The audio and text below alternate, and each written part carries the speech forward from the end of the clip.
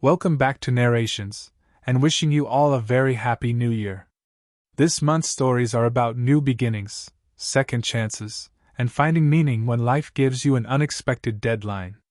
Tonight's movie is The Bucket List, a story about mortality, friendship, regret, and discovering that it's never too late to truly live. This is not a movie about dying. It's a movie about finally paying attention to life. The story begins in a hospital. Two men lie in separate beds, separated by nothing more than a thin curtain, yet worlds apart in how they've lived. Edward Cole is a billionaire. He built his fortune from nothing, creating an empire that values efficiency, profit, and results. Edward believes in control. He believes emotions complicate things. He believes in winning. He owns the very hospital he now lies in, and even in illness, he demands comfort, privacy, and superiority. On the other side of the curtain lies Carter Chambers. Carter is a mechanic, a husband, a father, a man who once dreamed of becoming a history professor but gave it up to support his family. His life has been shaped by responsibility, sacrifice, and quiet compromise. Carter believes in learning. He reads constantly. He remembers facts, dates, and stories, as if knowledge itself is a way of holding on to meaning. Both men share the same diagnosis: terminal cancer. The prognosis is clear. Time is limited. At first, neither wants anything to do with the other. Edward finds Carter irritating, too talkative, too reflective. Carter finds Edward arrogant, dismissive, cold, and emotionally guarded. Their conversations are tense, filled with sharp remarks and unspoken fear. But fear has a way of dissolving distance. As days pass, their hostility softens into something unexpected: honesty. Carter speaks openly about his life. About the dreams he set aside. About the choices he made for love and stability. Edward listens, though he pretends not to care. Edward speaks of power, wealth, and achievement, but carefully avoids talking about relationships. He has no close family. No one waiting anxiously for news. His success came at the cost of connection. One night, Carter begins writing a list. A bucket list. Things he wants to do before he dies. Not because they're impressive, but because they make life feel complete. Edward scoffs at the idea. He believes lists are pointless when the end is inevitable. He believes reflection is a waste of time. But as Carter reads the list aloud, something stirs in Edward, a discomfort he doesn't recognize at first. Regret. Edward secretly adds items to the list. Grand ones. Impossible ones. Things money can buy, and things it can't. Carter is stunned when Edward proposes they actually do it. Edward offers to fund the entire list. Private jets. Luxury hotels. No limits. Carter hesitates. He has a wife.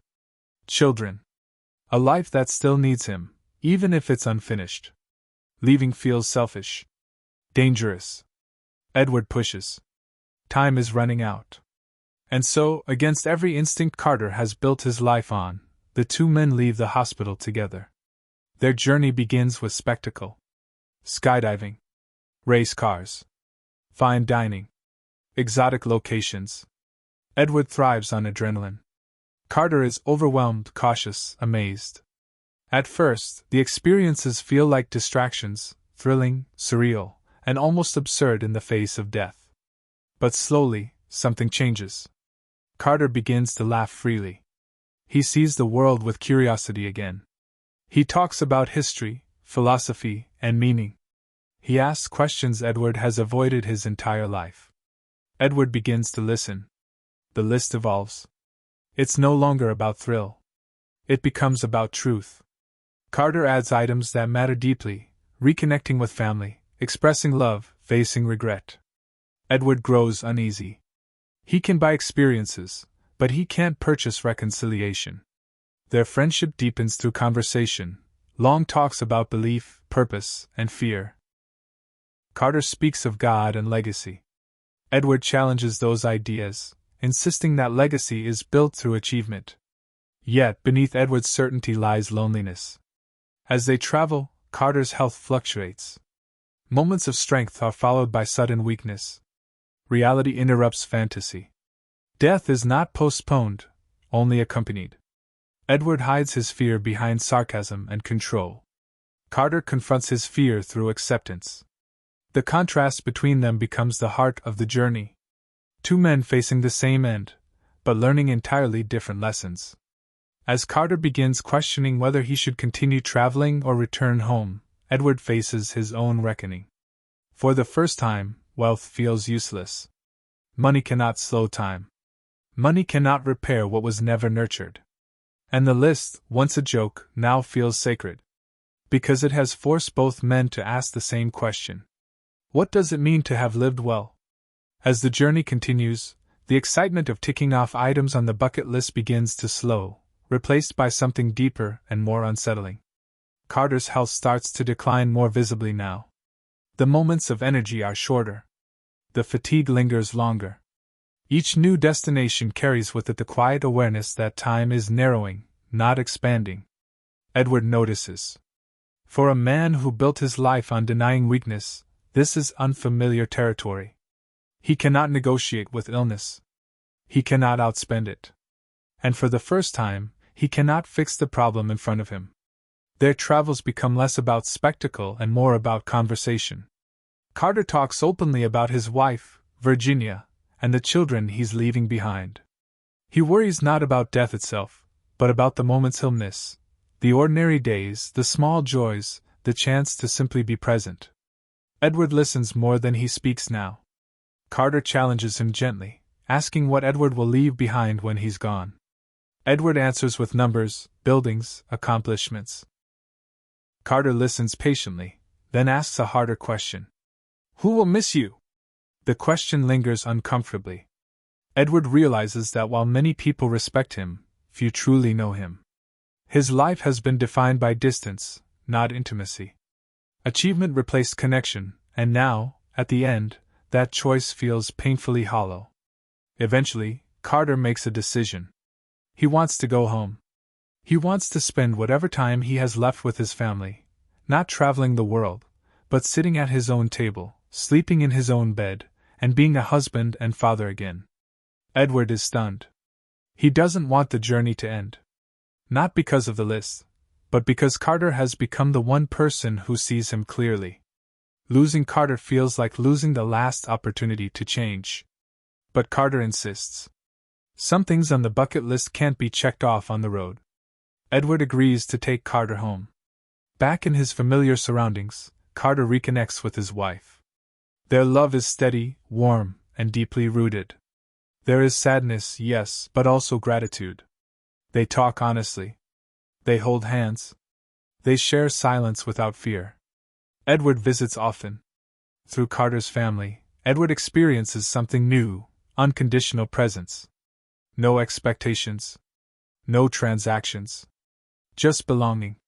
And in those moments, Edward begins to soften. When Carter's condition worsens, Edward stays close. He listens as Carter reflects on his life, not with regret, but with acceptance. Carter believes he lived a good life because he loved well, even if he didn't achieve everything he once dreamed of. Edward struggles with that idea. He has achieved everything, and yet feels unfinished. Carter passes away quietly, surrounded by family. Edward is devastated. The loss hits him harder than he expected. Carter wasn't just a travel companion, he was a mirror, forcing Edward to confront truths he had avoided his entire life. After Carter's death, Edward retreats into himself. But something has changed.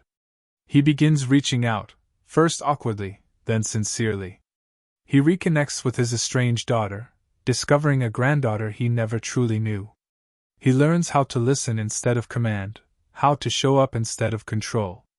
Edward completes the final items on the bucket list, not with excitement, but with intention. And when his time comes, Edward faces it differently than he once would have. Not afraid. Not alone. In the film's closing moments, Edward reflects on what Carter taught him. That life isn't measured by how much we achieve, but by how deeply we connect. That joy comes not from ticking off accomplishments, but from being present with the people who matter. The bucket list ends not as a tragedy, but as a reminder that it's never too late to change. Never too late to say what matters. Never too late to live differently, even if time is short. This is a story about friendship found at the most unlikely moment. About learning to live honestly in the shadow of death. And about understanding that meaning isn't something we earn, it's something we share.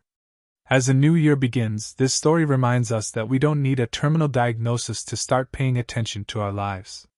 We just need courage. If you enjoy listening to stories about second chances, reflection, and finding meaning at unexpected moments, you'll find many more narrations like this here throughout the month. Thanks for listening. And here's to making the most of the time we have.